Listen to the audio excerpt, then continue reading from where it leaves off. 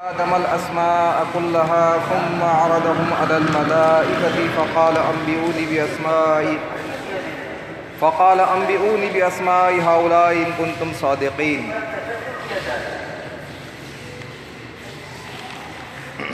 سورۃ البقرہ قرآن کی دوسری سورہ ہے۔ یہ اللہ کے رسول صلی اللہ علیہ وسلم پر مدینے میں نازل ہوئی اور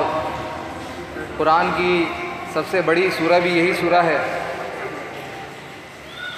اور اسی کے اندر وہ آیت بھی ہے جس کی بڑی فضیلت احادیث میں بیان ہوئی ہے، آیت الکرسی، وہ بھی اسی سورۃ البقرہ کے اندر ہے۔ تو چونکہ سورۃ بقرہ عربی میں گائے کو کہتے ہیں، تو اس میں ایک واقعہ بیان ہوا ہے بنی اسرائیل کے حوالے سے کہ جس طرح وہ گائے کی پوجا کی، انہوں نے خواہش ظاہر کی، اور اس طریقے سے وہ ایک پورا ایک واقعہ ہے جو قرآن میں تفصیل سے بیان ہوا ہے۔ تو یہ وہ سورہ ہے جو مدینے میں نازل ہوئی، اور چونکہ مدینے کے اندر اللہ کے رسول صلی اللہ علیہ وسلم کا جو سامنا تھا وہ ان سے تھا جو پہلے سے کتاب کے ماننے والے تھے، یعنی یہودی اور عیسائی۔ یہودی تورات کو مانتے تھے، موسیٰ علیہ السلام پر نازل ہوئی، عیسائی انجیل کو مانتے تھے جو عیسیٰ علیہ السلام پر نازل ہوئی۔ اب اللہ کے رسول صلی اللہ علیہ وسلم مکے میں تو ان لوگوں سے مخاطب تھے جن کے پاس کوئی کتاب نہیں تھی۔ مکے کے مشرکین کسی کتاب کو تو نہیں مانتے تھے، وہ تو بس ابراہیم علیہ السلام کے کچھ جو دین کی جو باقیات تھیں، جو کچھ اثرات رہ گئے تھے تھوڑے بہت، وہ اس پر عمل کرتے تھے۔ کچھ ان میں اس طرح کی چیزیں پائی جاتی تھی، بچے کا عقیقہ کرنا،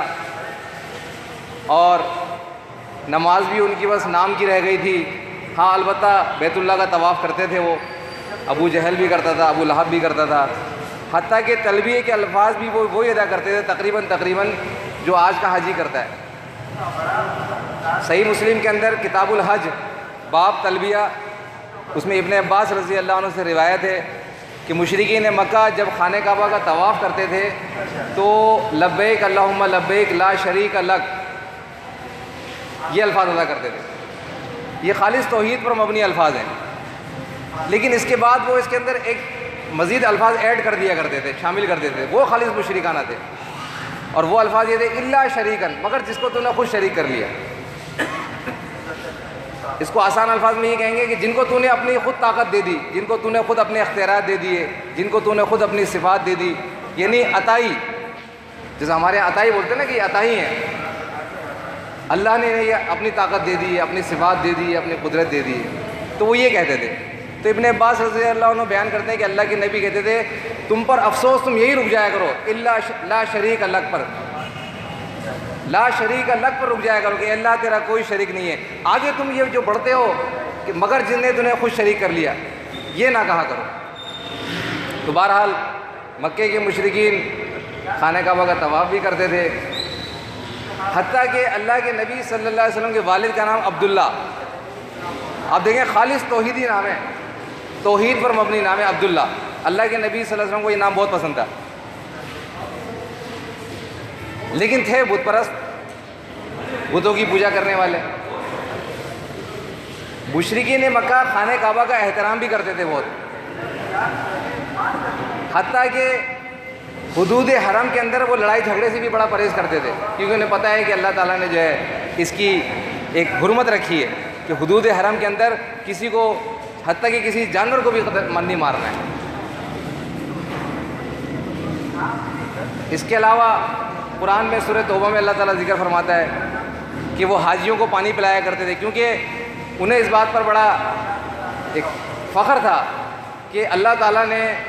ہمیں جو ہے اپنے بیت اللہ خانہ کعبہ کا ہمیں خادم بنایا ہے۔ ابو جہل، ابو لہب، جنہوں نے اللہ کے نبی صلی اللہ علیہ وسلم کی مخالفت میں کوئی کسر نہیں چھوڑی تھی دعوت اسلام کی مخالفت میں، لیکن وہ اس بات پر فخر کرتے تھے کہ اللہ نے ہمیں یہ عزت دی ہے، ہمیں یہ اعزاز حاصل ہے کہ ہم اللہ کے گھر خانہ کعبہ کے خادم ہیں۔ اور سورہ توبہ میں اللہ تعالیٰ نے اس کا ذکر بھی کیا ہے کہ وہ اپنی اس خدمت کا ذکر کیا کرتے تھے اللہ کے نبی سے کہ آپ ہمیں مشرک، کافر، جہنمی، ہمارے سارے نیک اعمال برباد ہونے کی باتیں کرتے ہیں اس قرآن کے ذریعے۔ ہم تو وہ ہیں سقایت الحاج، جو حاجیوں کو پانی پلاتے ہیں۔ ہم تو ساقی ہیں، حاجیوں کو پانی پلانے والے۔ کتنے دور دور سے لوگ حج کرنے کے لیے وہاں پہنچ رہے ہیں، ہم تو انہیں پانی پلاتے ہیں۔ وہ عمارت المسجد الحرام، اور ہم تو خانہ کعبہ بیت اللہ کی تعمیر، اس کی دیکھ بھال، اس کی تزئین اور آرائش میں ہم اپنا کردار ادا کرتے ہیں۔ اور آپ ہمیں کہتے ہو کہ ہم سب جہنم میں چلے گئے، ہمارے آبا و اجداد ان کے سارے یہ نیک اعمال سب ضائع ہو گئے۔ تو بہرحال بتانے کا مقصد یہ ہے کہ وہ یہ ساری باتیں تھیں، لیکن نبی علیہ السلام جب مدینے پہنچے ہیں، اب آپ کا واسطہ ایسے لوگوں سے پیش آ رہا ہے جن کو اپنے اوپر بڑا فخر ہے علم کے اوپر۔ ان کے اندر شیخ التورات، شیخ الانجیل جیسے جن کے بڑے بڑے مدارس ہیں، جیسا آج ہمارے دیکھتے ہیں نا کتنے بڑے بڑے مدرسے بنے ہوئے ہیں۔ ان کا ایک روب ہوتا ہے، مدرسوں کا بھی ایک روب ہوتا ہے بندے کے اوپر۔ ان کے بڑے بڑے مدرسے تھے یہودیوں کے، عیسائیوں کے۔ ان کی وضاحت دیکھے بندہ تو بات کرنے کی ہمت ہی نہیں ہوتی کہ اسے سوال کیسے کروں میں کہ عیسیٰ علیہ السلام اللہ کے بیٹے کیسے ہیں۔ اس نے پرسنالٹی ایسی ہوتی تھی ان کی، یہودی کے جو مربی کہلاتے تھے، ربی، ایسی لمبی داڑھی، سفید ایسا بے داغ سفید لباس،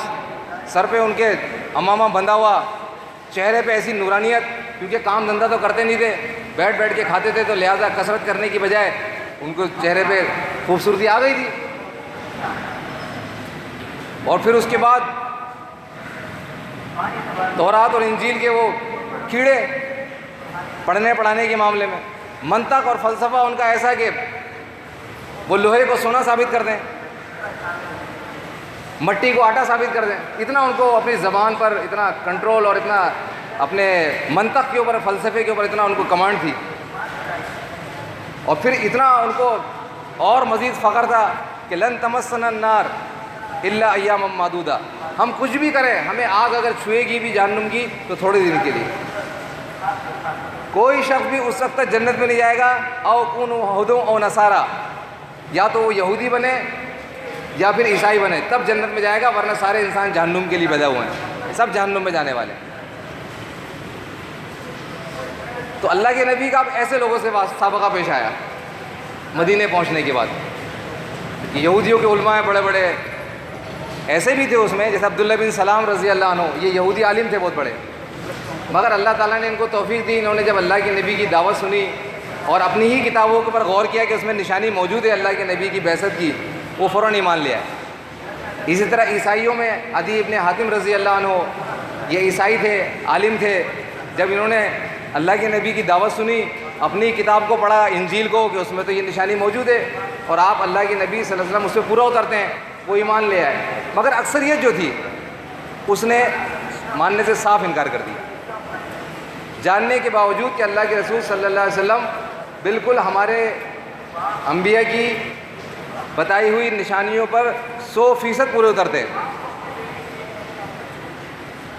تو یہ سورہ بقرہ جب نازل ہوئی ہے تو آپ اس کا پس منظر دیکھیں کہ مدینے میں سورہ بقرہ نازل ہو رہی ہے، اور ان کے درمیان نازل ہو رہی ہے جو اپنے علم پر ویسے ہی بڑا فخر کرتے ہیں، اپنے آگے کسی کو سمجھتے ہی نہیں عالم، علم والا۔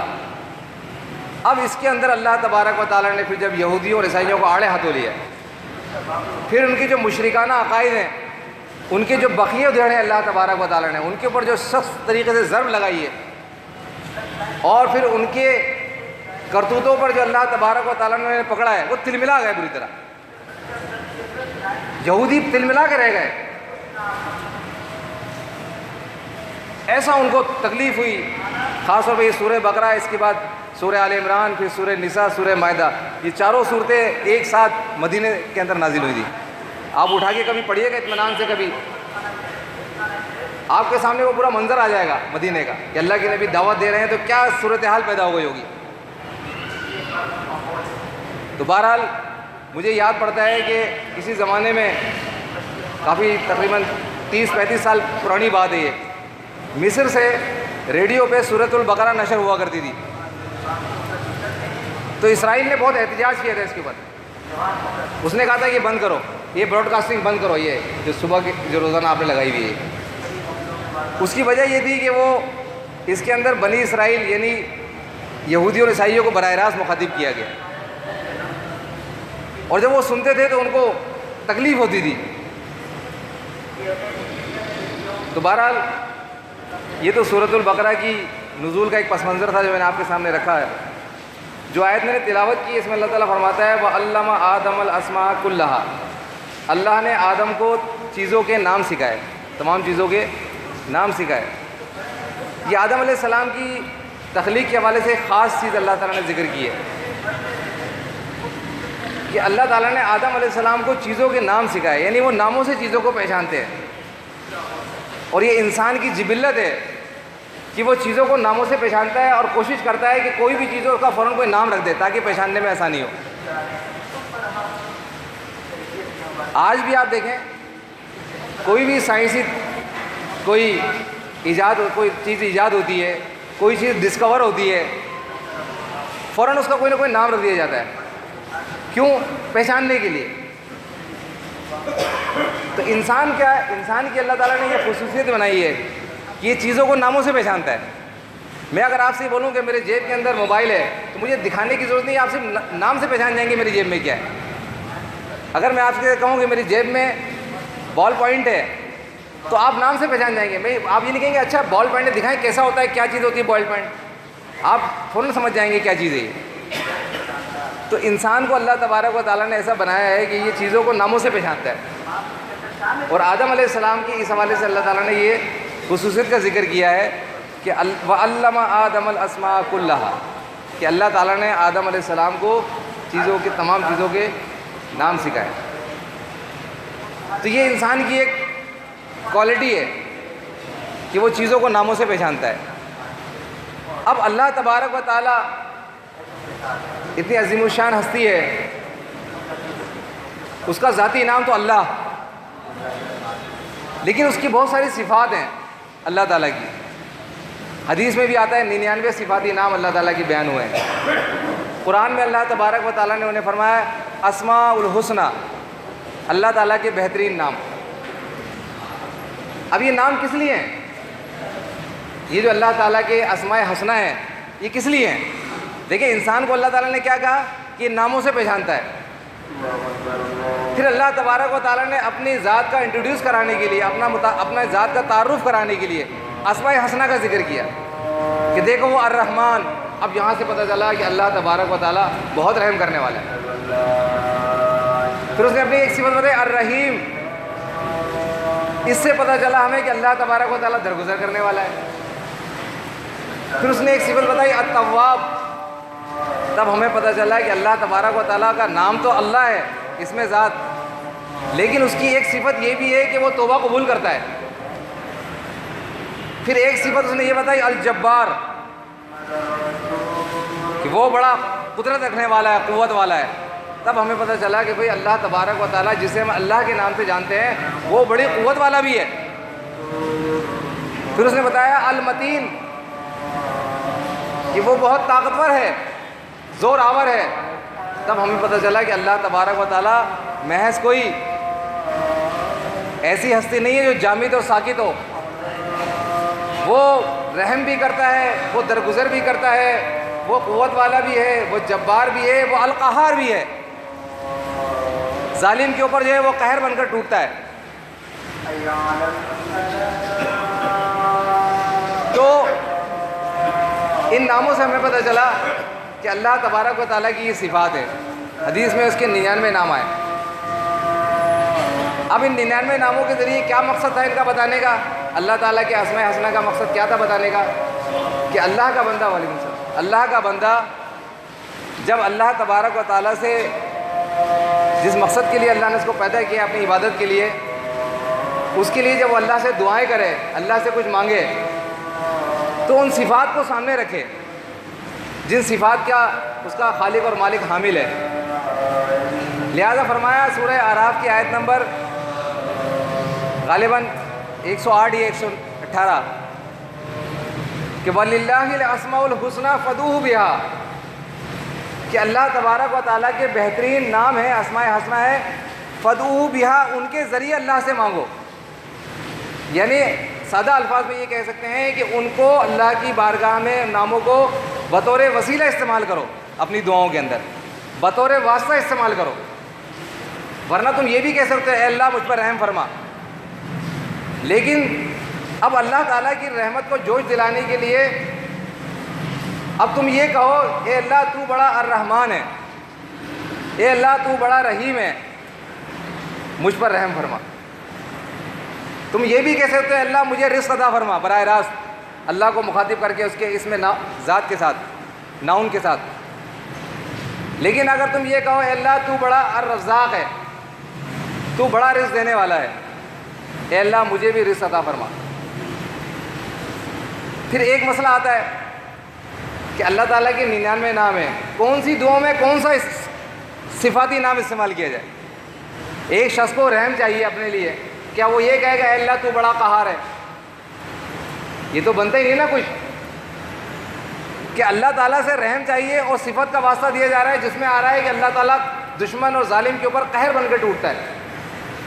تو پتہ چلا یہاں پر اللہ تعالیٰ کی جو صفت استعمال ہوگی، صفاتی نام جو بطور وسیلہ استعمال ہوگا، واسطے کے طور پہ جو اللہ تعالیٰ کا صفاتی نام استعمال ہوگا وہ ہوگا الرحمن الرحیم التواب۔ کیونکہ القہار تو وہاں ہوگا جہاں مجھے اس نام کی استعمال کی ضرورت پیش آئے گی۔ ابھی تو مجھے اپنی مغفرت چاہیے، ابھی تو مجھے رحم چاہیے، ابھی تو مجھے رزق چاہیے۔ ہاں اب میرے پر کسی نے زیادتی کی، میری دکان کھا گیا لے کے، میری زمین ہڑپ کر گیا بدماشی کے ساتھ، طاقت کے زور پر، گن پوائنٹ پہ، میں کمزور ہوں، میرے پاس کوئی وسائل نہیں ہے، میرے پاس کوئی تعلقات نہیں ہے، اب میں اللہ سے دعا کر رہا ہوں۔ دیکھیں اللہ تعالیٰ نے اس لیے یہ نام سکھائے تھے، وَلِلَّهِ الْأَسْمَاءُ الْحُسْنَىٰ فَادْعُوهُ بِهَا۔ آج جو ظلم ہوا ہے اس امت کے ساتھ کہ کس طرح انہوں نے اللہ کی اس صفاتی ناموں سے دور کر کے اللہ کی مخلوق کے ناموں کے واسطے اور وسیلے کے انہوں نے چکر چلائے، کس طرح انہوں نے انسانیت پہ ظلم ڈھایا ہے ان پیروں اور مولویوں نے، اس کا اندازہ کرنا مشکل ہے کہ اس کی جو کچھ انہوں نے اس امت کے ساتھ کیا ہے، قرآن کے ماننے والوں کے ساتھ ان پیروں اور مولویوں نے، اس کی تو آگ جبھی بجھے گی کہ جب قیامت کا وہ منظر اللہ تبارک و تعالیٰ نے کھینچا ہے کہ یہ کافر مشرک کہیں گے ہمارے مالک ان پیروں اور مولویوں کو، ہمارے بڑوں کو ہمارے سامنے لے کر آ، ہم ان کے سروں کو اپنے پاؤں کے نیچے رگڑیں گے، انہوں نے ہمیں اللہ کی کتاب سے دور کیا تھا، انہوں نے ہمیں گمراہ کیا تھا، ہمیں ہمارے سامنے لے آیا ان کو، بس آج ہم ان سے صحیح معنی میں بیزاری اور تبرہ کریں گے، ان کے اوپر لعنت ملامت کریں گے، ان کو سامنے لیا، بس ہم ان کے سروں کو اپنے پاؤں کے نیچے رکھ کر رگڑیں گے، کیونکہ انہی شیطانی سروں کے اندر اللہ کے دین کے خلاف آئیڈیاز ان کے جنم لیتے تھے، یہ شیطان ان کو وہی ان کے اوپر کرتا تھا، ان کے دل میں خیالات ڈالتا تھا، فتنہ انگیزیاں کرنے کے لیے، لوگوں کو مشرک بنانے کے نئے نئے آئیڈیاز ان کو بتایا کرتا تھا، لوگوں کو اللہ کی کتاب سے دور کرنے کے لیے نئے نئے ان کو ٹیکنیک بتایا کرتا تھا۔ آج ان سروں کو ہمارے سامنے لے کر آ، جن سروں میں یہ شیطانی خیالات پیدا ہوتے تھے جس کے ذریعے انہوں نے ہمیں گمراہ کیا، ہم ان کو اپنے پاؤں کے نیچے رگڑیں گے۔ تو آپ دیکھیں کہ اللہ تبارک و تعالیٰ اب ایک شخص سے اس کے ساتھ ظلم ہوا ہے، زیادتی ہوئی ہے، اب وہ یہاں پر اللہ تعالیٰ کی کون سی صفت استعمال کرے گا دعا میں؟ یہاں پر وہ کرے گا المتین، قوت والا، الجبار، اے اللہ تو بڑا الجبار ہے، میں کمزور ہوں، میرا اس سے بدلہ لے۔ اے اللہ تو القہار ہے، میں کمزور ہوں، یہ ظالم ہے، اس سے میرا بدلے۔ تو آپ دیکھیں کہ انسان کو اللہ تبارک و تعالیٰ نے، جیسا کہ میں نے یہ آیت پڑھی وَعَلَّمَ آدَمَ الْأَسْمَاءَ كُلَّهَا، اللہ نے آدم کو چیزوں کے نام سکھائے، تو انسان کی اللہ نے ایک پروگرام کر دیا ہے کہ چیزوں کو ناموں سے پہچانتا ہے۔ تو اسی طرح پھر اللہ تبارک و تعالیٰ نے اپنا تعارف کرانے کے لیے اس کو اسماء حسنہ بتایا، اور پھر اسماء حسنہ کا استعمال بتایا کہ فدعو بہا، ان کا استعمال یہ نہیں ہے کہ ان کو گھروں کے اندر تعویذ بنا کے لگا لیا جائے، یا دکان کے اندر اللہ کے صفاتی 99 ناموں کا تعویذ بنا کے گلے میں رکھ لیا جائے کہ برکت ہوگی۔ یہ اس لیے ہے کہ دعاؤں میں اس کا استعمال کیا جائے، اللہ کے صفاتی ناموں کو دعاؤں کے اندر استعمال کیا جائے۔ تو آپ دیکھیں کہ یہ جتنے بھی صفاتی نام ہیں آپ اٹھا کے دیکھیں ایک بندے سے گناہ ہو گیا ہے، وہ اللہ تعالیٰ کی صفت کا واسطہ دے گا، اے اللہ تو بڑا تواب ہے، توبہ قبول کرنے والا ہے، میری توبہ قبول فرما۔ خود جب آپ ان اسماء حسنہ کو ترجمہ دیکھیں گے ان کا، آپ کو خود پتہ چل جائے گا، مجھے بتانے کی ضرورت پیش نہیں آئے گی، آپ کو خود پتہ چل جائے گا اللہ تعالیٰ کے 99 ناموں میں سے آپ جس کنڈیشن میں ہیں، جس مسئلے میں مبتلا ہے، آپ کو دعا کرنی ہے، کون سا نام استعمال ہوگا ان میں، یہ خود آپ کو پتہ چل جائے گا، آپ ترجمے کے ساتھ جب نام دیکھیں گے۔ آپ یہ غلطی نہیں کریں گے کہ آپ کو اللہ تعالیٰ سے مغفرت چاہیے اور آپ اللہ تبارک و تعالیٰ کو المتین کا واسطہ دیں گے، القہار کا واسطہ دیں گے، الجبار کا واسطہ دیں گے، ایسا نہیں کریں گے۔ لیکن اس کے لیے آپ کو پڑھنا پڑے گا، سمجھنا پڑے گا۔ دین جو ہے نا، دین اللہ کے نبی صلی اللہ علیہ وسلم نے فرمایا اللہ تعالیٰ جس کے لیے بہتری چاہتا ہے، جس پر رحم کرنا چاہتا ہے، اس کو دین کا فہم عطا کرتا ہے، دین کی سمجھ عطا کرتا ہے، لیکن دین سیکھنے سے آتا ہے۔ کسی شخص کو یہ فکر ہی نہیں ہے کہ میں اللہ کے دین کو سیکھنے سمجھنے کے لیے وقت دوں، اللہ کی کتاب کا مطالعہ کروں، اسے پڑھوں، اس پہ غور و فکر کروں، اسے اپنے کام دھندوں سے ہی فرصت نہیں ہے، تو اللہ تعالیٰ اسے کیوں دین کی توفیق دے گا، دین سمجھنے کا کیوں فہم دے گا؟ اللہ کے نبی نے آپ دیکھیں دونوں باتیں ملا کر بیان کی ہیں کہ اللہ تعالیٰ جس کی بہتری چاہتا ہے اس کو دین کا فہم دیتا ہے، دین کی سمجھ دیتا ہے، لیکن دین سیکھنے سے آتا ہے، اس کے لیے وقت دینا پڑتا ہے، دماغ کو استعمال کرنا پڑتا ہے، سوچنا پڑتا ہے، غور و فکر کرنا پڑتا ہے تنہائی میں، اور غور و فکر کرنے کا بہترین ٹائم تنہائی ہوتی ہے، ورنہ کام کے دوران بندہ بہت مشکل سے غور کر پاتا ہے، اور خاص طور پہ دین کے معاملے میں غور کرنے کے لیے تو خاموشی، یکسوئی چاہیے۔ تو آج ہمارے ساتھ جو ظلم ہوا ہے وہ یہی تو ہوا ہے کہ لوگوں کو قرآن سے دور کر دیا اور خود ٹھیکیدار بن کے بیٹھ گئے کہ بس تمہارا کام تو یہ ہے کہ جس طرح ہم کہتے رہے اس طرح ہمارے پیچھے چلتے رہو۔ بہرحال آپ دیکھیں کہ اللہ تبارک و تعالیٰ نے اس چیز کو بیان کیا کہ آدم علیہ السلام کے حوالے سے میں یہ بات آپ کے سامنے لے آؤں کہ کس طرح اس امت کے اندر اس گمراہی کو، اس مشرکانہ عقیدے کو پھیلا دیا گیا۔ کہ قرآن میں بالکل اللہ تعالیٰ نے کلیئر الفاظ میں یہ بات بیان کی ہے کہ آدم علیہ السلام سے جب گناہ ہو گیا تو فَتَلَقَّى آدَمُ مِن رَّبِّهِ کلمات، بس آدم نے اپنے رب سے کلمات سیکھے، فَتَابَ عَلَيْهِ، اور پھر ان کے ذریعے انہوں نے اللہ سے توبہ کی، اور قرآن میں وہ الفاظ بھی بیان ہوئے ہیں کہ ربنا ظلمنا انفسنا فإن لم تغفر لنا وترحمنا لنكونن من الخاسرین۔ آپ دیکھیں اس کے باوجود، قرآن کی اتنی واضح صراحت کے باوجود آج قرآن کے ماننے والوں کے اندر یہ عقیدہ کتنا نفوذ کر گیا ہے کہ زبان زد عام ہے، یعنی قرآن کی بات تو بالکل اتنی پیچھے چلی گئی کہ کسی کو پتہ ہی نہیں، جو پڑھنے پڑھانے والے ہیں ان کو نہیں پتہ، جو نہیں پڑھتے پڑھاتے ہیں ان کی تو بات بہت دور کی ہے، جو دینی کتابیں پڑھتے ہیں، قرآن کا مطالعہ کرتے ہیں، ترجمے کے ساتھ قرآن پڑھتے ہیں، یا عالم کا کورس کر رہے ہیں، یہ مدرسوں میں پڑھ رہے ہیں، ان تک سے یہ بات پوشیدہ ہے، ان کو تک یہ بات نہیں پتہ۔ اور جو بات مشہور کر دی گئی ہے وہ یہ ہے کہ آدم علیہ السلام سے جب گناہ ہو گیا تو ان کی توبہ قبول نہیں ہو رہی تھی، آخرکار وہ بہت روئے دھوئے اور انہوں نے پھر آسمان کی طرف نگاہ کی تو وہاں کلمہ لکھا ہوا دیکھا، لا الہ الا اللہ محمد رسول اللہ۔ تو انہوں نے اپنے طور پر یہ قیاس کیا کہ اللہ تعالیٰ نے یہ کلمے پہ جو نام لکھا ہے محمد، یقیناً یہ کوئی بہت بڑی ہستی ہے، یہ کوئی بہت بڑی ہستی ہے، لہٰذا انہوں نے محمد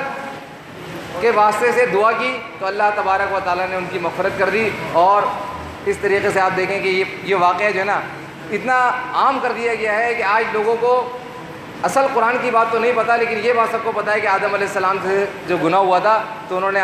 عرش پہ کلمہ لکھا ہوا دیکھا آسمان پر، اور اس کے ذریعے انہوں نے محمد صلی اللہ علیہ وسلم کے وسیلے سے توبہ کی۔ اور اس کو پھیلانے والے کون ہیں؟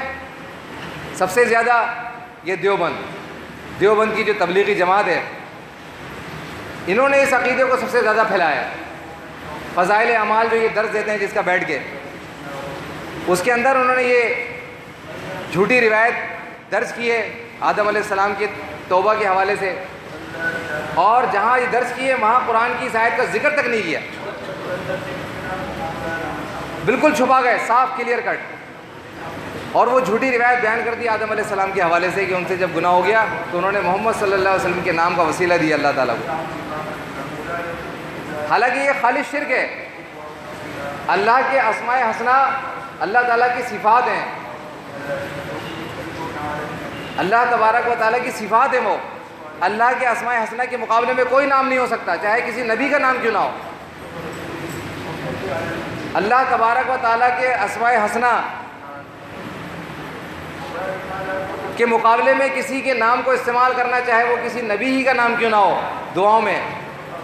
یہ نہ صرف یہ کہ اللہ تبارک و تعالیٰ کے ناموں کی تضحیق ہے، اس کی توہین ہے، بلکہ اللہ تبارک و تعالیٰ کے ساتھ کھلا شرک ہے۔ مشرکین مکہ کا یہی تو سب سے بڑا شرک تھا کہ وہ اللہ تبارک و تعالیٰ کے بندوں کو واسطہ اور وسیلہ بنایا کرتے تھے۔ اللہ تبارک و تعالیٰ نے اسی بنیاد پر ان کو مشرک قرار دیا، لیکن اس امت کا المیہ یہ ہے کہ یہاں پر اسی شرک کو توحید سمجھ کر لوگوں نے اختیار کیا ہوا ہے۔ آج پوری دنیا میں انہوں نے یہ عقیدہ لوگوں میں پھیلا دیا ہے، اور کہتے کیا ہے؟ اللہ سے ہونے کا اور غیر اللہ سے نہ ہونے کا یقین۔ حالانکہ اللہ کے اسماء حسنہ کے مقابلے میں کسی اور کے نام کو دعاؤں میں استعمال کرنا، یہ غیر اللہ سے استمداد ہے، استعانت ہے۔ ان کے ناموں کے ذریعے دعاؤں میں ان کے ناموں کو وسیلہ بنانا، در حقیقت ان سے استعانت طلب کرنا ہے یہ، اور اللہ کے ناموں کو استعمال کرنا یہ خالص توحید ہے۔ اگر کوئی شخص اس طرح دعا کرتا ہے، اللہ مجھ سے گناہ ہو گیا ہے، تو بڑا تواب ہے، مجھ پر رحم فرما، میری توبہ قبول فرما، یہ خالص توحید ہے۔ لیکن اگر کوئی شخص اس طرح دعا کرتا ہے، اللہ محمد صلی اللہ علیہ وسلم کے وسیلے سے میری مغفرت فرما، یہ خالص شرک ہے۔ ایسا شخص ہرگز مسلمان نہیں ہو سکتا۔ اگر مسلمان ہونے کے بعد یہ عقیدہ رکھے تو دائرہ اسلام سے خارج ہو جائے گا، مشرک ہے وہ۔ لیکن آپ دیکھیں کہ قرآن کی اتنی واضح آیات کے باوجود آج اتنا اس کا پروپیگنڈا کیا گیا ہے جھوٹی روایت کا، حالانکہ تبلیغی جماعت والے جس کتاب میں فضائل اعمال میں جہاں یہ واقعہ لکھا ہوا ہے، وہاں پر اس روایت کے نیچے عربی کے اندر تھوڑا تبصرہ بھی لکھا ہوا ہے، مگر انہوں نے جان بوجھ کے اس کا ترجمہ اس لیے نہیں کیا کہ لوگ عموماً عربی دیکھ کر آگے گزر جاتے ہیں۔ روایت کا پر یہ تبصرہ لکھا ہے کہ اس روایت کی کوئی سندی حیثیت نہیں ہے، یہ روایت جو ہے یہ اتھینٹک نہیں ہے کہ آدم علیہ السلام نے آسمان پر کلمہ لکھا ہوا دیکھا اور اس میں نبی علیہ السلام کے وسیلے سے دعا کی۔ یہ روایت موضوع ہے، گھڑی ہوئی ہے، فیبریکیٹڈ ہے، یہ ساری باتیں مگر عربی کے اندر ہیں نیچے، لیکن ثابت یہ کیا گیا ہے کہ اللہ کے نبی صلی اللہ علیہ وسلم کے وسیلے سے دعا مانگنا جائز ہے۔ تو آپ دیکھیں کہ یہ جو وسیلے کا شرک ہے آج اس امت کے اندر اتنا عام ہے کہ اہل حدیث حضرات جو ہیں وہ اس کو مانتے تو نہیں ہیں، لیکن اس کے ماننے والوں کو بہرحال وہ اپنا پیشوا اور رحمت اللہ علیہ قرار دیتے ہیں۔ وسیلے کے عقیدے کو شرک تو کہتے ہیں کہ اللہ کے ناموں کے علاوہ کسی اور کے نام کا وسیلہ بنانا یہ شرک ہے۔ اللہ تعالیٰ سے دعاؤں میں صرف اس کے صفاتی ناموں کا ہی وسیلہ دیا جائے گا، اسی کا واسطہ دیا جائے گا۔ لیکن جنہوں نے اس شرک کو جائز رکھا ہے، اس شرک کی تعلیم دی ہے، ان کو وہ اپنا امام، پیشوا اور رحمت اللہ علیہ قرار دیتے ہیں۔ یہ ایسا یہ کہ شرک اور توحید کو ملا دینا، جیسا کہ شاہ اسماعیل شہید شاہ ولی اللہ صاحب کے پوتے ہیں، یہ انہوں نے کتاب لکھی ہے تقویۃ الایمان۔ آپ دیکھیں کتنے چالاک لوگ ہیں کہ لوگوں کو دھوکہ دینے کے لیے کتابوں کا نام ایسا رکھتے ہیں کہ جس سے تاثر یہ جائے کہ بس نام ہی کافی ہے۔ تقویۃ الایمان کتاب کا نام ہے، ایمان کو قوت دینے والی کتاب، جس کو پڑھنے کے بعد ایمان میں قوت آتی ہے، ایمان میں بالغی پیدا ہوتی ہے، ایمان نکھر جاتا ہے، ایمان بڑھ جاتا ہے۔ کتاب کا نام یہ رکھا ہے، لیکن اندر کیا لکھا ہوا ہے؟ اندر یہ شرک لکھا ہوا ہے کہ شاہ اسماعیل لکھتے ہیں، شاہ ولی اللہ کے پوتے صاحب، جن کے بارے میں لوگ کہتے ہیں کہ پاکستان اور ہندوستان کے اندر برصغیر میں اسلام کا کام اگر کیا ہے تو اسی خاندان نے کیا ہے۔ انہوں نے اسلام نہیں پھیلایا ہے، انہوں نے صوفیت پھیلائی ہے، مشرکانہ دین اس برصغیر میں پھیلایا ہے۔ لکھتے ہیں کہ یہ کہنا تو غلط ہے کہ اے عبد القادر جیلانی دے اللہ کے واسطے، یہ کہنا غلط ہے، یہ شرک ہے۔ لیکن یہ کہنا بالکل درست ہے کہ اے اللہ دے عبد القادر جیلانی کے واسطے، یہ جائز ہے۔ اور اہل حدیث حضرات جو ہے انہوں نے کیا کیا ہے کہ اس کتاب سے، اس کا پرانا نسخہ ہمارے پاس موجود ہے اس کتاب کا، اہل حدیث نے کیا کیا، اس میں سے وہ عبارت حذف کر کے لوگوں کو بانٹتے پھرتے ہیں جی توحید کا درس دے رہے ہیں ہم لوگوں کو۔ اس کتاب میں سے وہ عبارت جو ہے، مشرکانہ عبارت جو ہے، جو شاہ اسماعیل نے لکھی ہے، وہ عبارت انہوں نے حذف کر دی۔ ہمارے پاس پرانا نسخہ موجود ہے اس کتاب کا، اس کے اندر وہ مشرکانہ عبارت لکھی ہوئی ہے، مگر اہل حدیث لوگوں کو دھوکہ دینے کے لیے انہوں نے یہ کارنامہ انجام دیا کہ اس میں سے وہ عبارت حذف کر دی، نکال دی، اور نئی ایڈیشن کے اندر اس عبارت کے بغیر، مشرکانہ عبارت کے بغیر وہ عبارت ہے اور وہ لوگوں میں بانٹتے پھر رہے ہیں۔ تو ان سے کہو پھر ایسا کرو، احمد رضا خان بریلوی کی کتاب سے بھی ایسی عبارتیں نکال کے ان کو بھی بانٹنا شروع کر دو، پھر غلام احمد قادیانی کی کتابوں کے اندر سے بھی وہ ساری عبارتیں نکال دو جو خلاف قرآن و حدیث ہے، اس کو بھی بانٹنا شروع کر دو۔ وہاں تیار نہیں ہوتے، یہاں چونکہ ان کے اپنے بڑے ہیں، اپنے ان کے پیشوا ہیں، ان سے یہ غلطی ہوئی ہے مشرکانہ، تو ان کو بچانا ہے اصل۔ تو آپ دیکھیں کہ یہ انہوں نے طرز عمل اختیار کیا ہے کہ لوگوں کو ناموں سے دھوکہ دے رہے ہیں۔ اللہ تعالیٰ نے نام اس لیے سکھائے تھے آدم علیہ السلام کو تاکہ وہ ان سے چیزوں کو پہچانے، مگر آپ دیکھیں پیر اور مولوی کتنے چالاک ہیں، انہوں نے انسان کی اس خوبی کا کہ وہ ناموں سے چیزوں کو پہچانتا ہے، اس کا بھی مس یوز کر لیا، اس کا بھی غلط استعمال انہوں نے کر لیا۔ انہوں نے بولا ناموں سے پہچانتا ہے،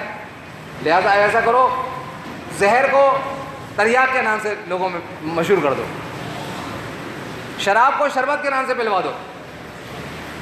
حرام کو حلال کے نام سے کر دو۔ لوگ تو ناموں سے پہچانتے ہیں نا، اس کا بھی مس یوز کیا انہوں نے، غلط استعمال کیا۔